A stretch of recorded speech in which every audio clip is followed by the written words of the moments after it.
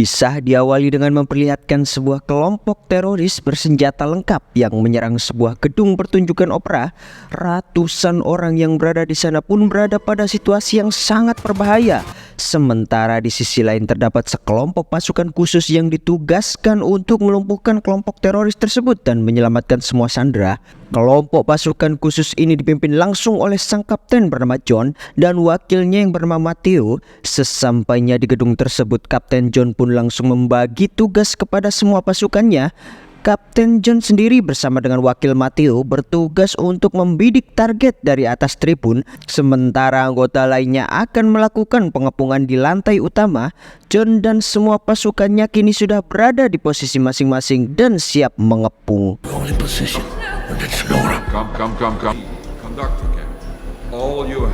Motif dari penyekapan ini sendiri adalah meminta uang tebusan kepada pemilik yang menyelenggarakan pertunjukan musik elit ini, dan untuk menunjukkan seberapa serius aksi ini, di saat itulah mereka langsung menembak kepala sandera wanita ini sambil live streaming.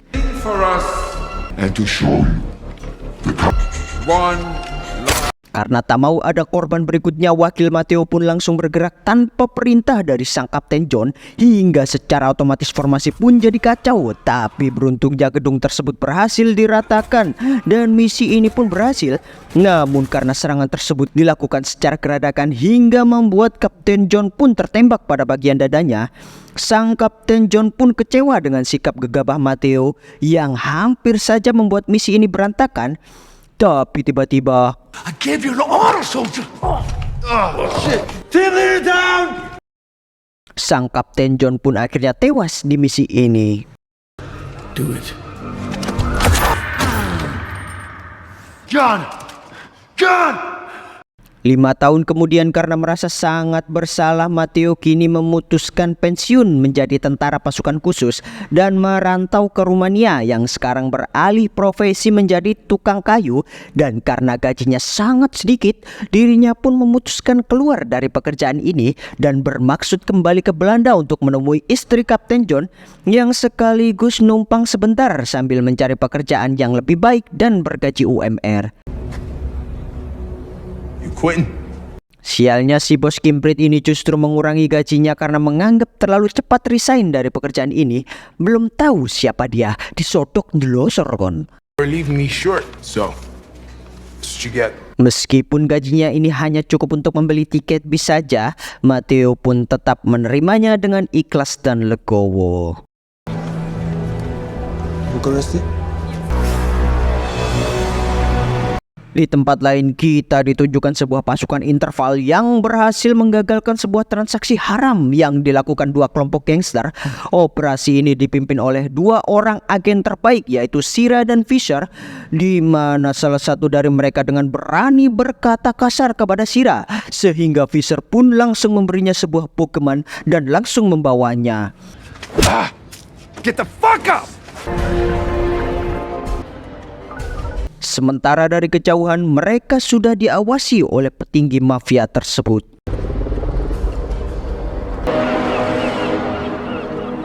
Tak disangka tawanan ini adalah seorang intel dari agen Interpol ini. Dia bernama Roman yang bekerja untuk mereka berdua. Fisher dan Shira rupanya kesal dengannya karena yang ia tangkap ini hanyalah segerombolan anggota gangster biasa. Oleh karena itu Roman pun didesak untuk segera terjun lebih jauh ke dalam dunia kriminal agar memudahkan Fisher dan Shira menangkap para petinggi kelompok tersebut beserta sindikatnya. We could get a medal for this shit. And the syndicate at the same time puts a pressure on them. Dari sini kita akan diperkenalkan dengan seorang sindikat dari kelompok tersebut. Dia bernama Paul.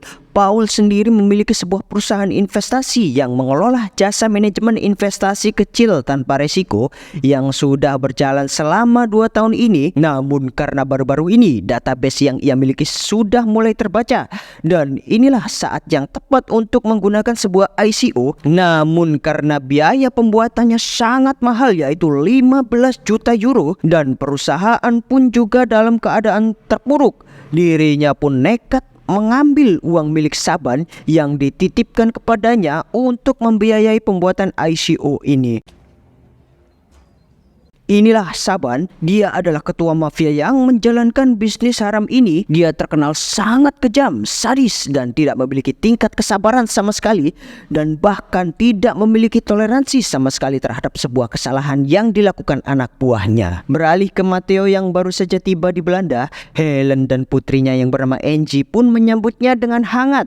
Dan disinilah Helen bercerita kepada Matteo kalau sekarang ia sudah menikah lagi dengan seseorang yang mengaku sebagai seorang akuntan yang ternyata dia adalah Paul, yakni seorang sindikat dari ketua mafia yaitu Saban.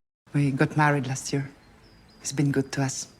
Singkat cerita, setelah bekerja, Paul pun pulang ke rumah, dan disinilah Helen langsung mengenalkan Paul kepada Matteo. Matteo sendiri terlihat merenung di luar rumah sambil mengenang masa lalunya bersama Kapten John saat bertugas di Afghanistan, dan disinilah kita bisa mengetahui seberapa profesionalnya mereka dalam menjalankan misi bersama.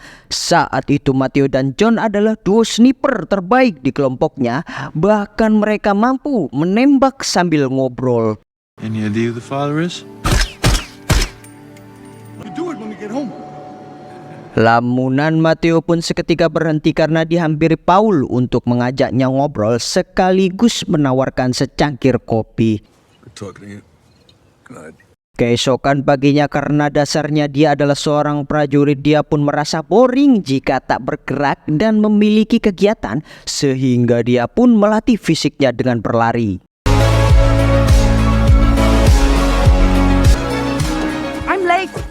Sementara di sisi lain datanglah Saban di kantor investasi milik Paul yang dengan to the point mempertanyakan kemana larinya uang 15 juta saya. Wani-wani ini kon nguntal duitku, tak sotok ndelosor kon. Let me check it out.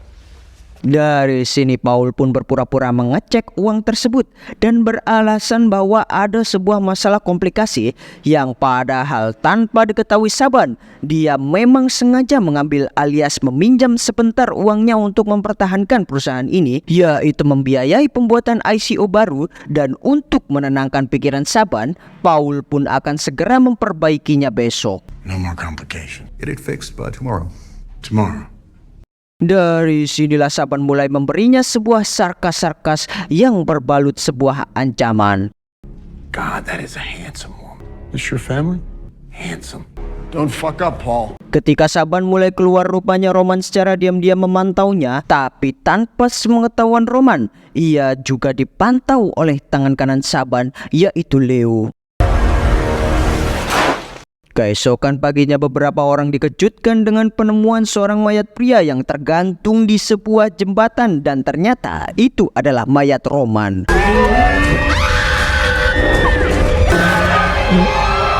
Agen Interpol pun langsung mendatangi TKP dan menganggap kalau kematian Roman adalah pesan peringatan dari kelompok mafia tersebut yang ditujukan langsung kepada agen Interpol agar tidak macam-macam lagi dengan mereka. Namun di balik itu Saban sendiri sedikit kesal karena Leo membunuh Roman tanpa mencari tahu terlebih dahulu info terkait nama agen Interpol yang merekrut Roman sebagai mata-mata. You think that's funny? Don't cut out his tongue before it's done.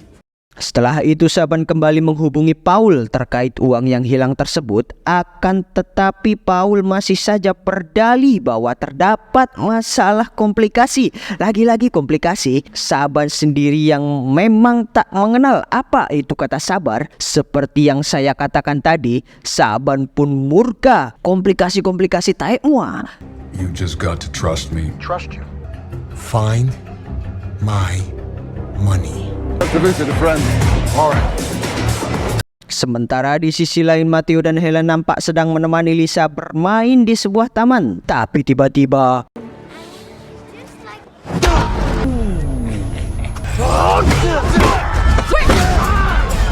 Saban rupanya memerintahkan anak buahnya untuk menculik Angie.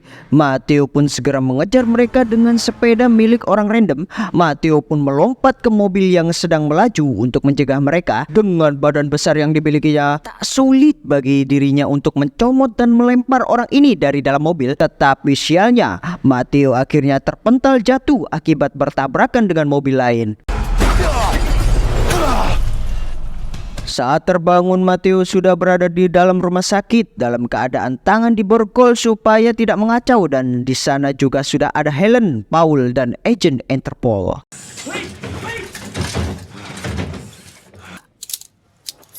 Dari sini Matteo pun tanpa basa-basi langsung pergi untuk menyelamatkan Angie tanpa persiapan, tanpa strategi, dan tanpa mencari informasi terlebih dahulu tentang musuh.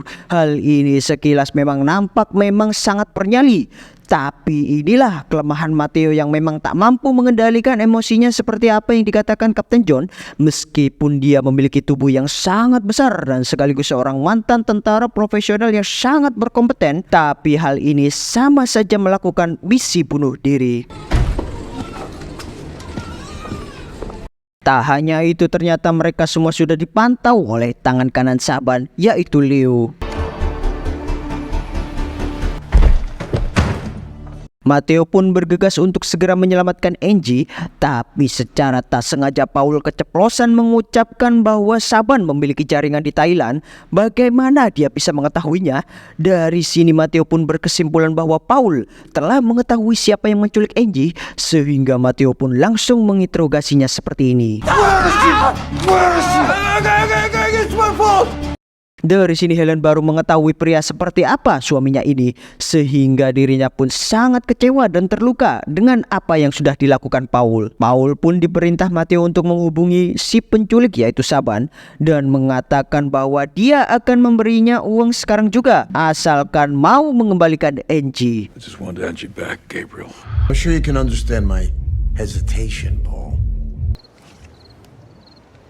You're gonna meet Saban's man there for the exchange.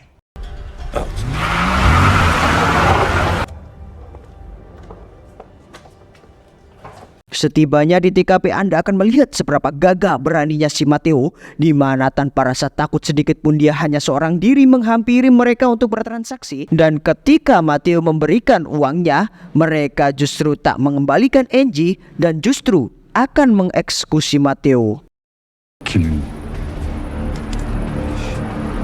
Dan ketika memasukkan uang tersebut ke dalam mobil, uang tersebut ternyata adalah sebuah bom, dan disinilah saatnya Matteo langsung menghabisi mereka semua.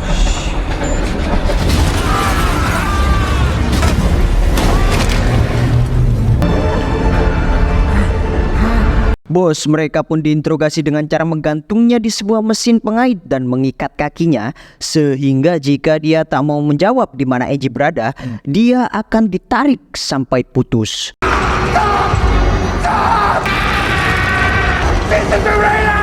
But it's not gonna save you. Setelah mengetahui di mana lokasi Angie, Matteo pun langsung bergegas menghampirinya. Sementara di sisi lain, Leo nampak berhasil menghabisi Fisher. Sementara Paul justru sibuk mengamankan uangnya untuk segera pergi dari tempat ini. Tapi tiba-tiba, Give me a hand, please! You're under arrest. amblas PN niku. Matteo pun sudah berada di lokasi dan langsung menghabisi mereka semua.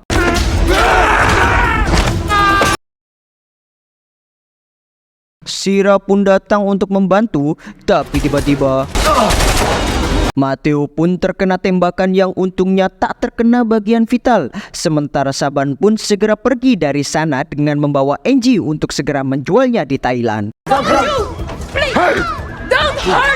Dengan bekas tembakan, Matteo bersama Sira pun mengejarnya, tapi rupanya mereka sudah dihadang oleh Leo dan Om bertubuh besar ini.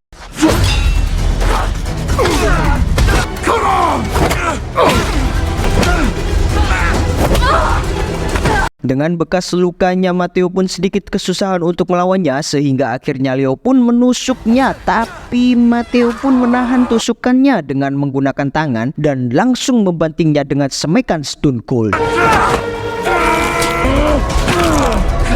Sementara Shira sendiri dalam posisi sulit, tapi datanglah Matteo untuk menyelamatkannya.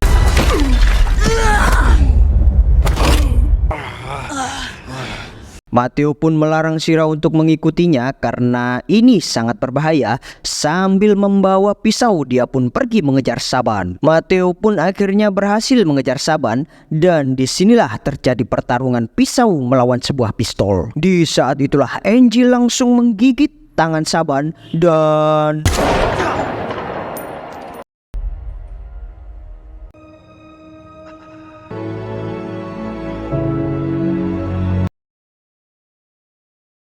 enam bulan berlalu, Angie dan Helen pun hidup bahagia bersama. Sementara Matteo sendiri ternyata masih hidup dan memutuskan untuk berkelana. Dan Fisher sendiri rupanya masih hidup dan berhasil mendapatkan medali yang selama ini ia idam-idamkan. Tamat.